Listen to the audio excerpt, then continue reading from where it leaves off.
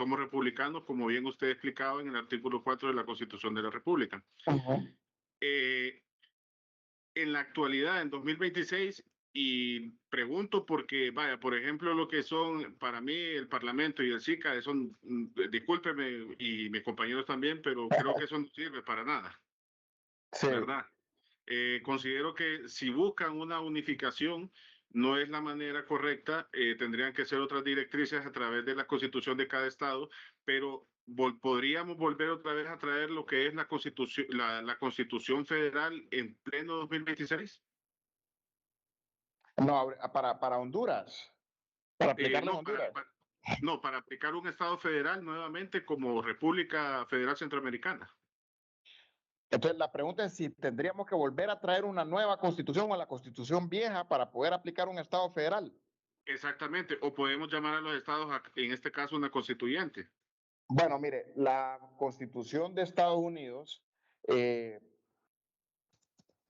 data, la constitución de Estados Unidos creo que tiene más o menos desde 1787, si no me equivoco, ¿verdad?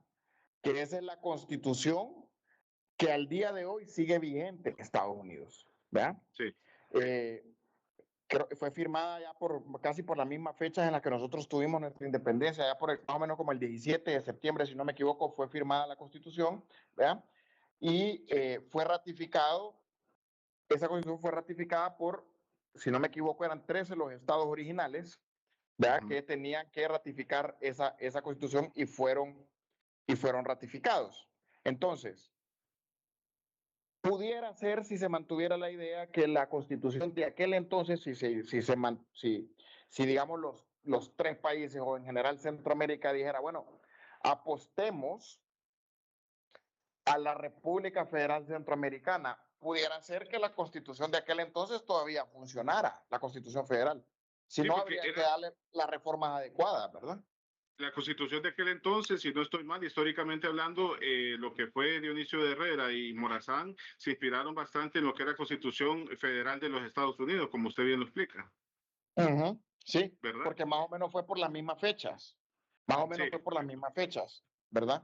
Entonces, podría ser, Leonardo, que podría funcionar en un esquema de volver a la República Federal. Al final, la base, digamos, el espíritu o la base va a ser la misma. Estados federales, ¿verdad? Estados soberanos, cada estado tiene su propia constitución. ¿Me explico? Vamos a tener una norma estatal, vamos a tener una norma federal, y así es como se aplica en México, en Brasil y en Estados Unidos. Entonces, posiblemente la base y la estructura va a ser la misma, ¿verdad? De hecho, Obviamente, seríamos tal vez. un estado más fuerte. Sí, bueno, sería ideal si existiera una Unión Centroamericana, ¿verdad? Nos convertiríamos en una potencia regional inmediatamente. Pero bueno, no sé. Sí, sí, claro, con una extensión bien vasta, de 534.000 kilómetros cuadrados, pero sí sería bueno porque, como le digo yo, o sea, una cosa es lo que usted explicaba, ¿verdad? Bajo la constitución de cada estado y algo federal totalmente, porque como usted bien lo explicó, México es uno, Brasil era otro, la Gran Colombia en su gran momento fue otro, ¿verdad? Sí, la Gran Colombia, que miren, para los que no conocen eso, yo los invito a que lean o que conozcan un poco de la historia de Simón Bolívar, ¿verdad? Simón Bolívar no es como lo han pintado en la actualidad, ese tipo, la hazaña que hizo Simón Bolívar es absolutamente increíble, ¿verdad? Yo los invito a que lean un poco de la historia de Simón Bolívar. Él, venezolano, un tipo que nació en cuna de oro. La familia era de los azucareros más grandes o el más grande azucarero de Venezuela, con propiedades, etcétera. Un tipo millonario, nació en cuna de oro y se gastó toda su fortuna en la lucha libertadora, ¿verdad? De toda la región de la Gran Colombia. Conquistó a caballo desde Bolivia, Perú, Ecuador, Colombia. ¿Ya? Son países que él logró liberar de los realistas o de los españoles, y todo eso lo hizo a caballo. A los 27, 28 años él era ya el libertador, y así le dijo, ese nombre de libertador de América se lo puso, si no me equivoco, fue Samuel Adams, que le puso el nombre de libertador de América. Y ese mismo esquema o esa misma gesta fue la que hizo Morazán desde Centroamérica, tratando de hacer la unidad centroamericana también a caballo por toda Centroamérica, tratando de lograrlo. Entonces, lean, estudien eso, si pueden, tienen chance. Hay una serie bien bonita en Netflix de Simón Bolívar, se la recomiendo que la vean, para que aprendan un poco más. No es la figura de Venezuela, hoy por hoy la figura de Simón Bolívar la han vulgarizado, y realmente la hazaña que ese hombre hizo fue absolutamente genial. Entonces se las dejo ahí. Pero sí, Leonardo, dentro de eso hay mucho que hablar. Por ejemplo, Bukele también está con esa intención de unificar Centroamérica, Claro. ya está con sus pininos ahí haciendo sus luchas. Vamos a ver en qué queda eso. Hay muchos beneficios desde el punto de vista económico, desde el punto de vista comercial. Pero bueno, eso vamos a ver qué pasa. Y si eso llegara a pasar, sin duda alguna seríamos un Estado federal. Pero bueno, eso a nivel de estudiarlo y ver qué pasa está buenísimo. Pero todavía no son realidades que se nos acercan. Pero está definitivamente un tema que está sobre el tintero, ¿verdad? Muy buena participación, Leonardo. Listo, gracias, abogado. Adelante, Eric. Estoy escuchando ahí la presentación que tenía me surge una duda. Si se diera la unificación de Centroamérica, eso no sería inconstitucional. O sea, si nos Claro, a lo que tenemos ahorita. claro que sería inconstitucional porque al final, hasta el momento, nuestra constitución solamente habla de Honduras y hemos aprendido en clase que el Estado soberano es territorio, población y poder, la tridimensionalidad estatal, ¿verdad? La tridimensionalidad de soberanía. Y nuestra soberanía es desde la frontera hacia adentro, ¿verdad? Entonces, bajo ese espíritu está creada la Constitución. Evidentemente, si se hiciera una lucha integracionista en Centroamérica, tendría que cambiar la Constitución. Tendría que haber una manifestación de la soberanía, es decir, tendría que haber una manifestación del pueblo de interesarse en un esquema política, ¿no? Claro, pero para que, digamos, de que si en algún momento existe un referéndum o un plebiscito donde solicitan o le preguntan a la gente si quieren hacer una Centroamérica unida, es porque ya está la voluntad política, ¿verdad? Si en algún momento surgiera eso. Particularmente yo, ¿qué pienso?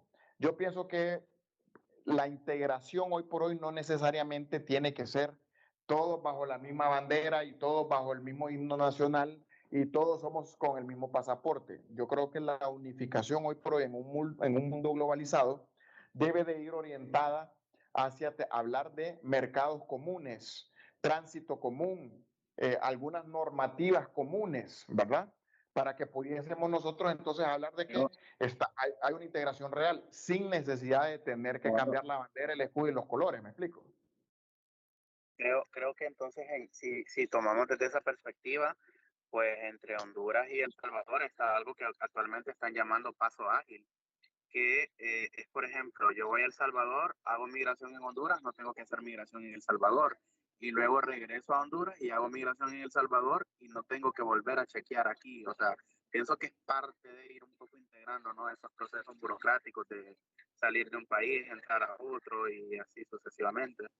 Así, si lo vemos desde esa perspectiva, creo que hasta ahí apunta, aunque también hablaban algo del SICA, que es ese sistema de integración centroamericana, que al final pues también sabemos que no funciona como tal a cabalidad, ¿verdad? Sí, Pero cosas así como la que usted menciona, el paso ágil, ¿verdad? Que me imagino que usted también fue al concierto de Shakira y pasó por el paso ágil, ¿verdad? es que yo vivo Me aquí en imagino, Choluteca, me imagino que cerca. sí. Pero la realidad es que cosas como esas son las que logran la integración centroamericana. Por ejemplo, antes para poder ir a El Salvador era una vergüenza porque, por ejemplo, yo viajaba todos los meses por 2 años a Ciudad de Guatemala, todos los meses por 2 años viajando a Guatemala terrestre, todos los meses. Y era una pena llegar a Honduras porque de El Salvador a Guatemala, si uno se tardaba de 5 a 10 minutos máximo en las dos aduanas, era demasiado tiempo. Casi que pasaba uno de un solo. Pero cuando veníamos para Honduras, había que parquear el carro, hay que bajarse del carro, hay que ir a hacer la gran fila, hay que poner los dedos en aquella máquina que ya nadie use esa máquina, hay que ir a poner los dedos en la máquina esa, ¿verdad? Esperar a que le impriman el ticket para poder salir, y era un caos, era un desorden, ¿verdad? Entonces, eso daba pena como país, que todo, Guatemala y El Salvador tenían el paso ágil y nosotros no. Hoy por hoy ya tenemos el paso ágil, que usted hace migración en Honduras y entra directo a El Salvador, y en El Salvador solo baja la ventana del carro, enseña el ticket y sigue, ¿verdad? Ni siquiera se baja del carro. Entonces, ese tipo de acciones fomentan una integración centroamericana. Lo mismo debe de suceder con los comercios, con los mercados, ¿verdad? Va a generar una integración posiblemente.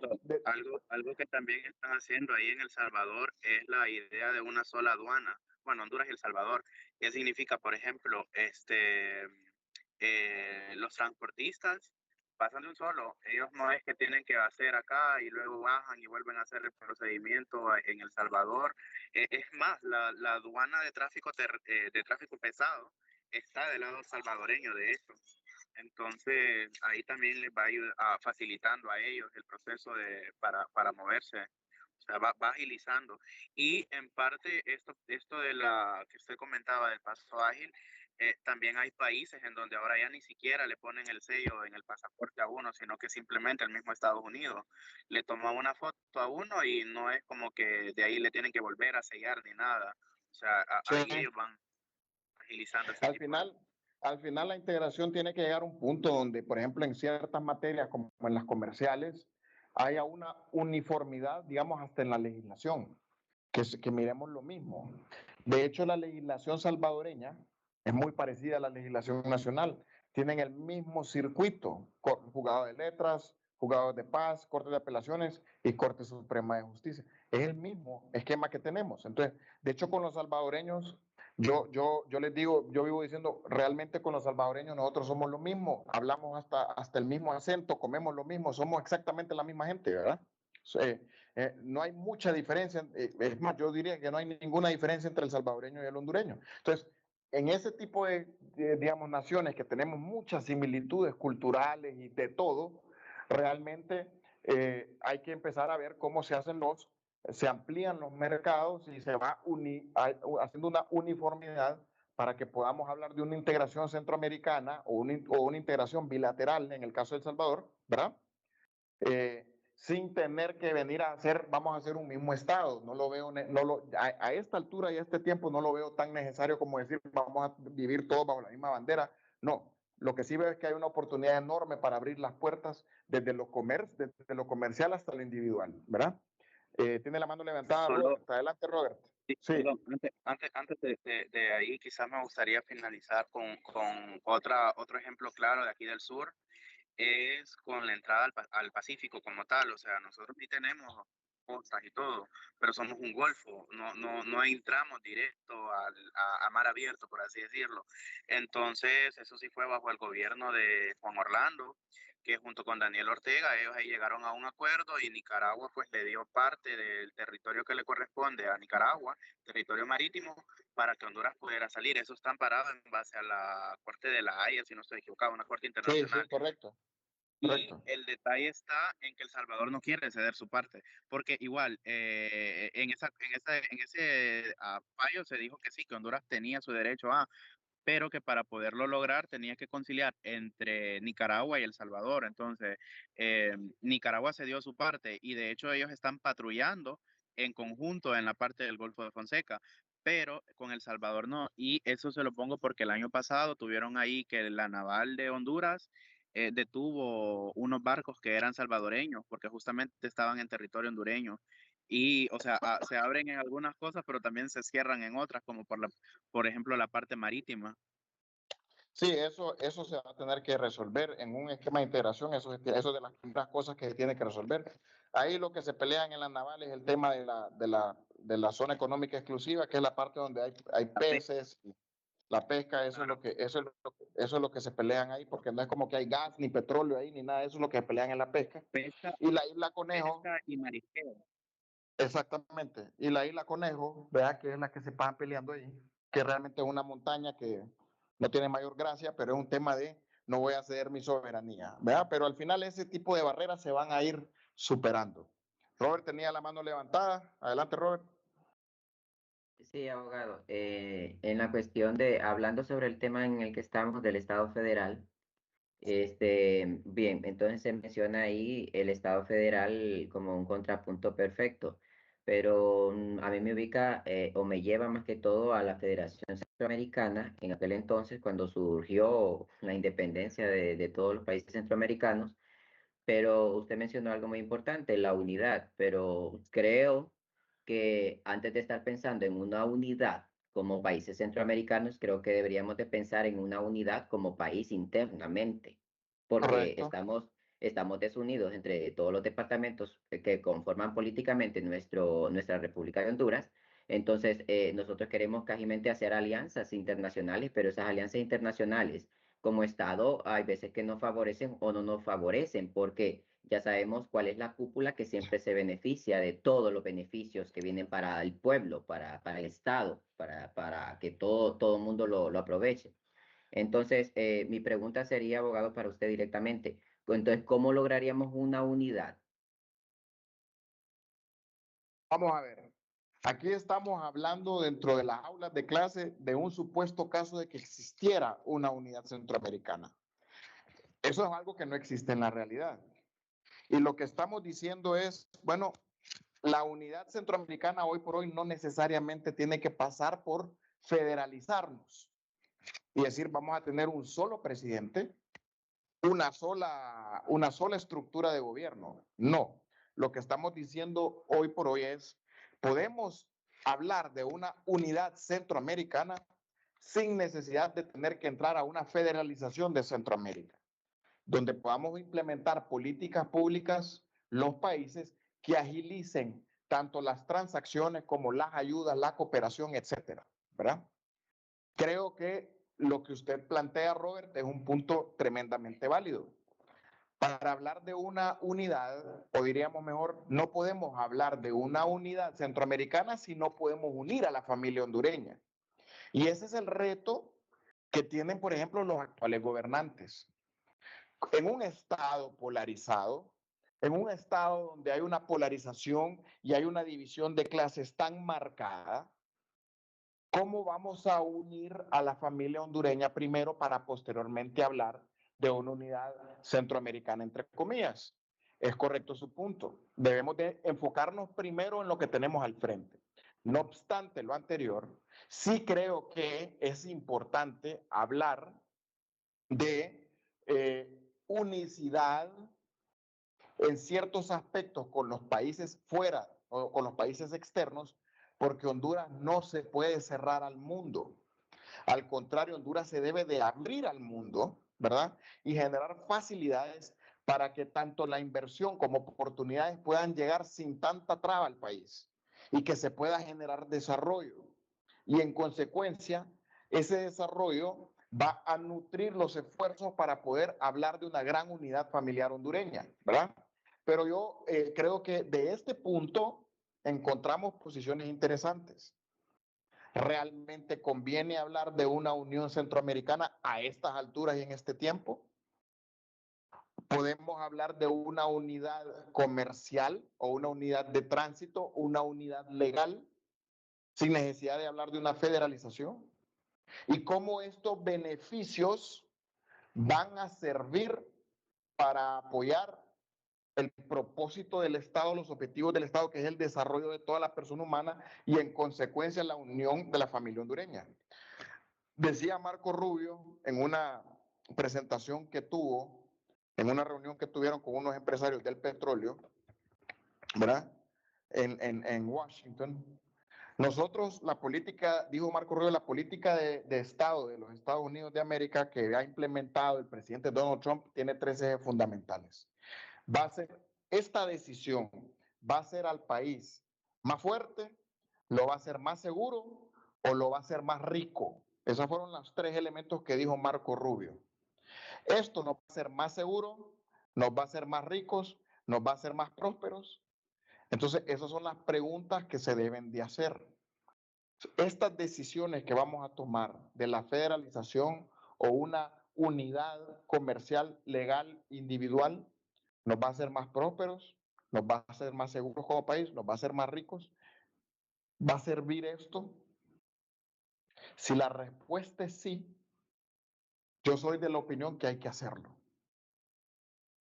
Porque estos esfuerzos van a servir para nutrir los esfuerzos que se necesitan para unir a la familia hondureña. Porque si hay mayores ingresos, si hay seguridad nacional, va a haber capacidad de poder ofrecerle a nuestra gente mejores oportunidades.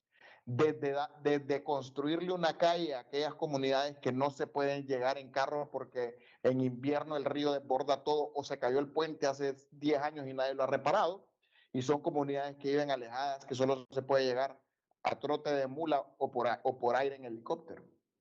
¿Me explico? Entonces, eso es lo que yo particularmente pienso. No sé cómo lo mira Robert, si le parece la respuesta.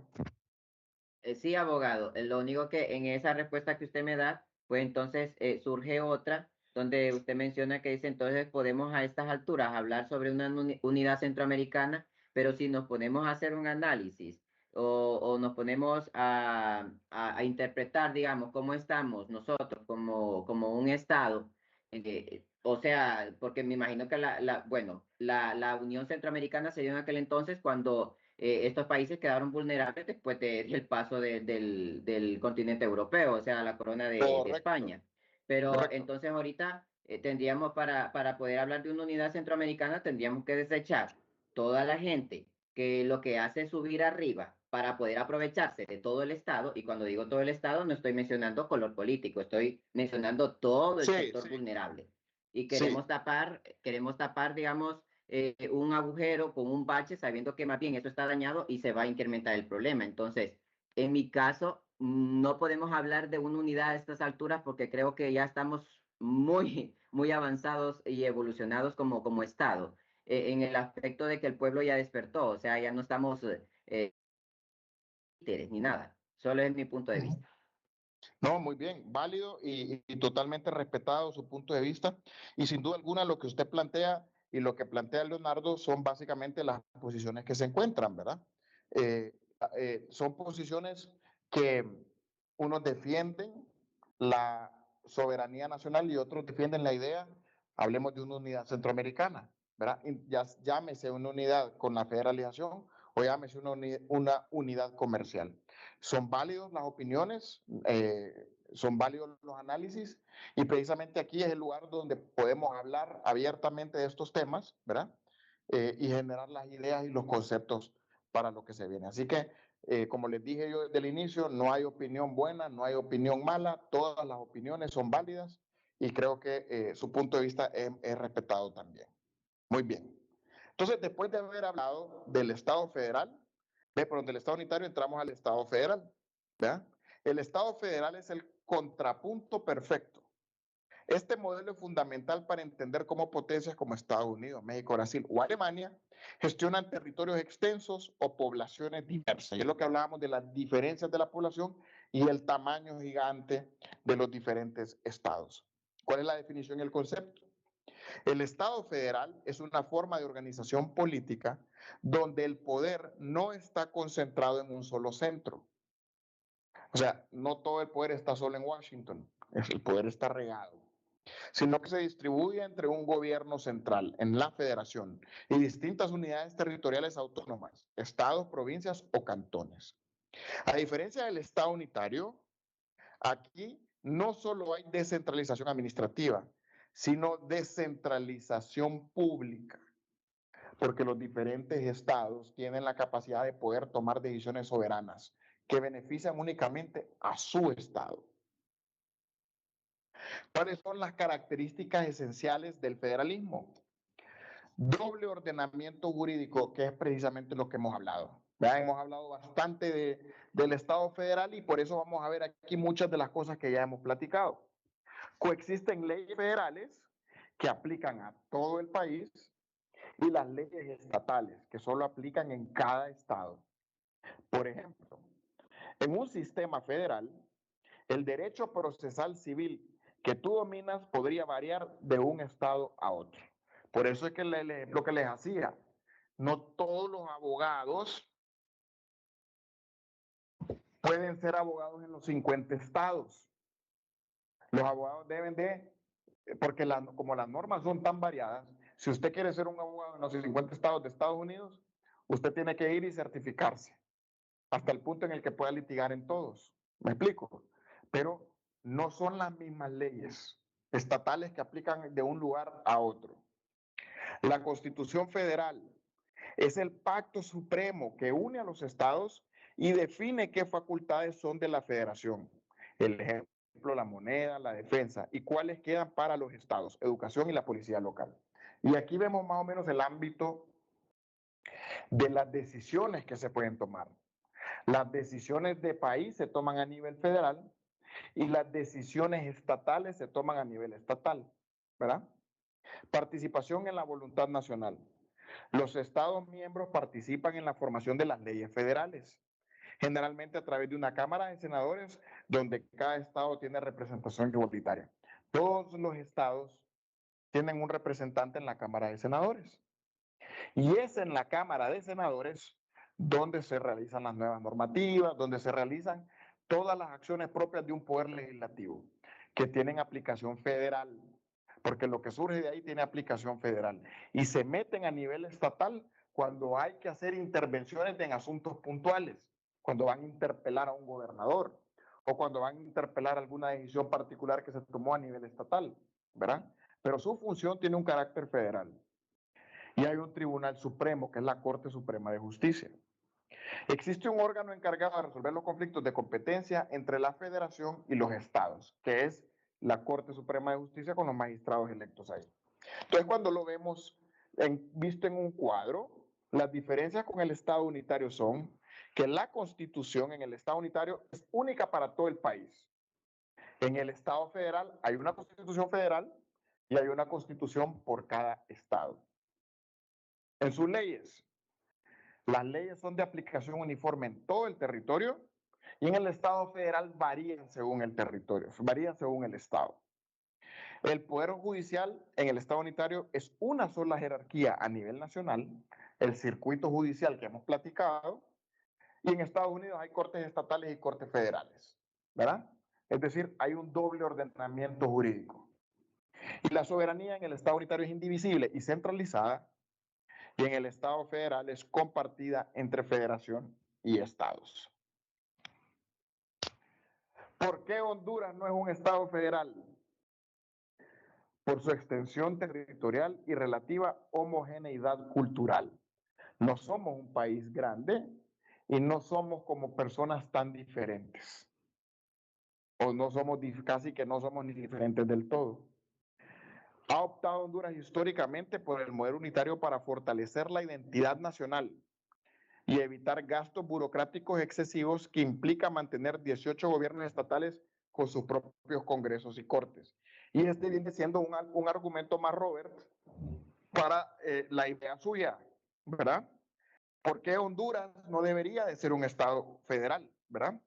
Es un argumento más porque dice, bueno, tenemos una homogeneidad territorial y una homogeneidad en la identidad, ¿verdad? Además de eso, no nos sobreponemos el peso de una carga de tener que mantener, todos los diferentes estados federales, ¿verdad? Y sobre todo ampliar nuevamente inversión en tener que armar un circuito judicial o un doble ordenamiento jurídico estatal y federal, ¿verdad? Así que ese es otro argumento más para su teoría, Roberto. Adelante, Eric. Eric. Es que ahorita está aquí, aire corrido, solo permítanme. Creo que alguien más había levantado la mano, por si quiere participar antes que mí.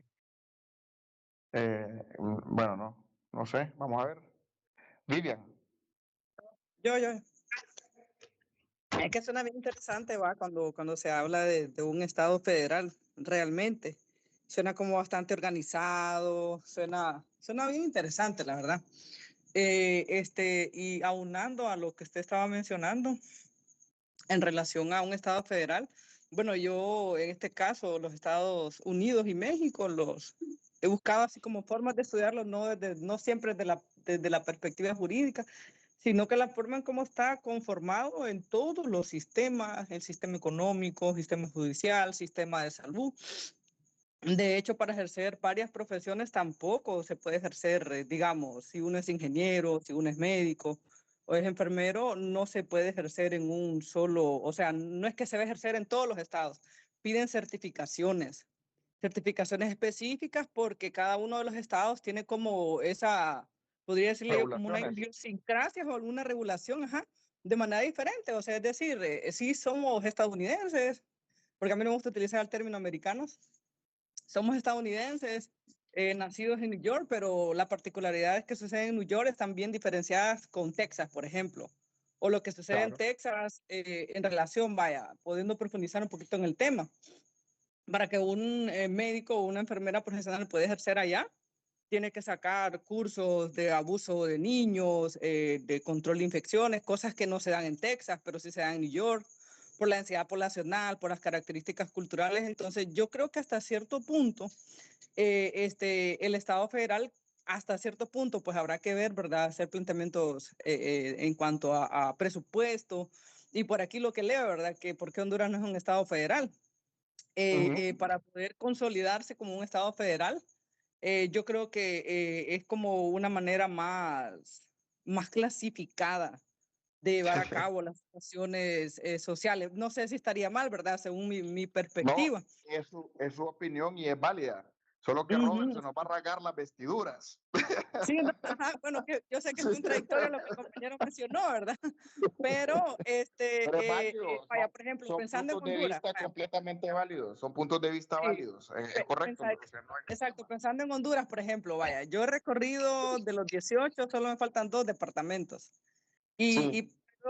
puedo tener como una noción social de cuál es el comportamiento de las situaciones en Olancho, por ejemplo, en diferentes perspectivas, porque como soy enfermera profesional como primera carrera, entonces uno tiene esa participación activa en la sociedad. ¿Verdad? Entonces yo puedo tener un panorama de cómo es el comportamiento desde el rubro de la producción, desde el rubro de salud, desde el rubro del turismo, desde el rubro de carretera, o sea, de todo, de todo. Y puedo también tener una perspectiva cómo es el comportamiento en Colón, porque yo soy de Colón, nací en Colón, crecí en Colón.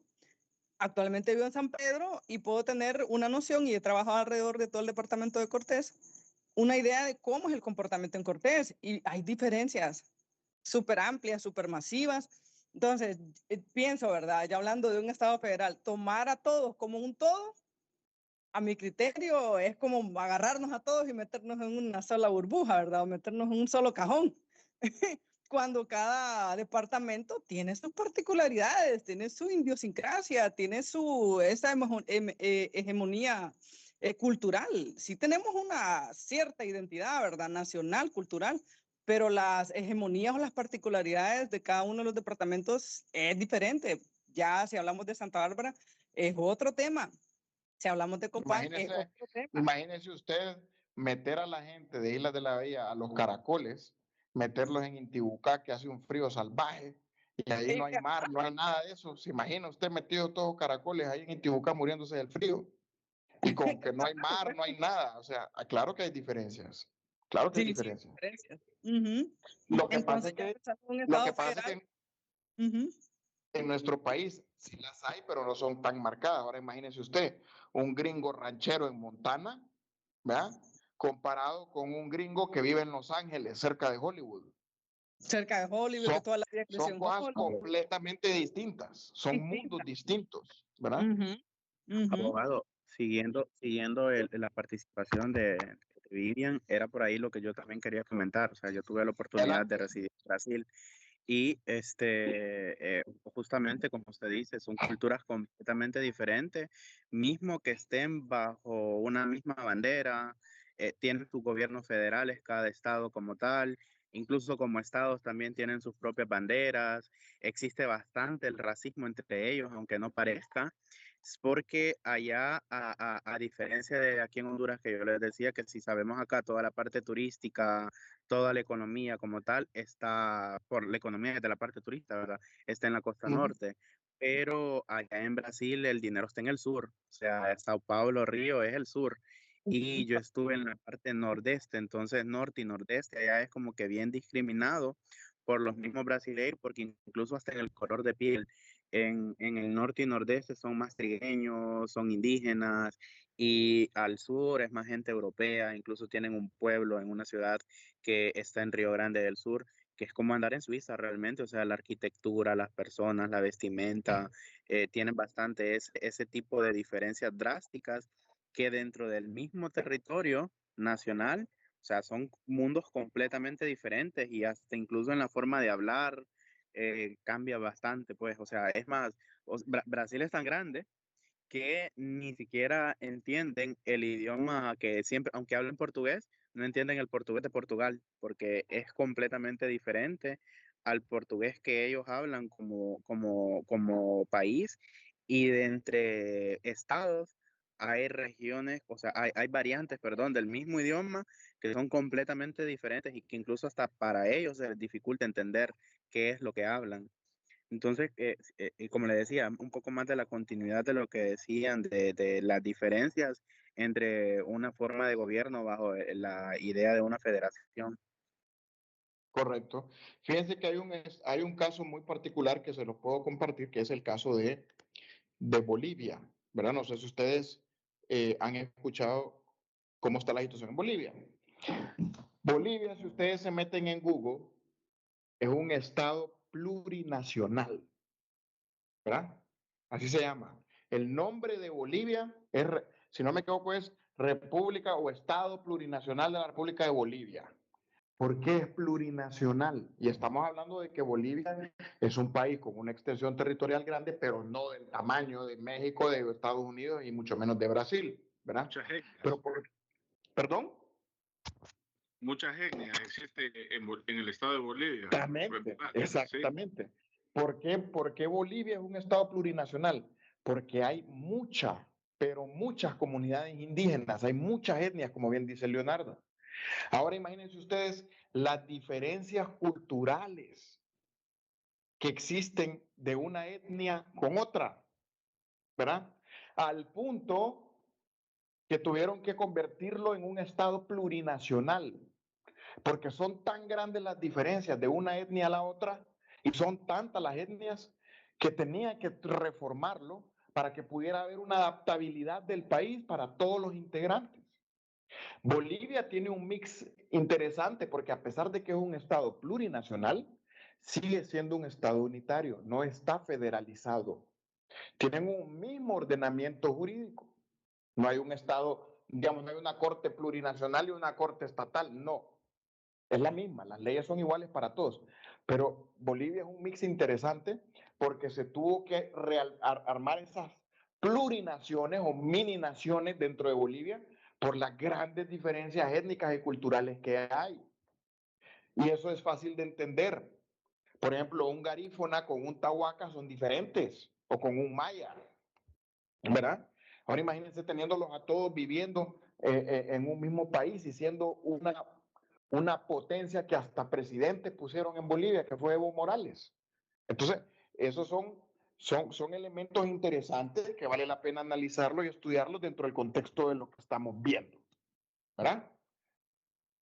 Muy bien. Se puso buena la discusión, pero debemos continuar. Vamos a ver. Dice el abogado José Luis Valladares que usted es un excelente colega, que se lo salude, que estaba en buenas manos en esta clase, dijo. Gracias, solo dígale que es el hijo, que no es el padre.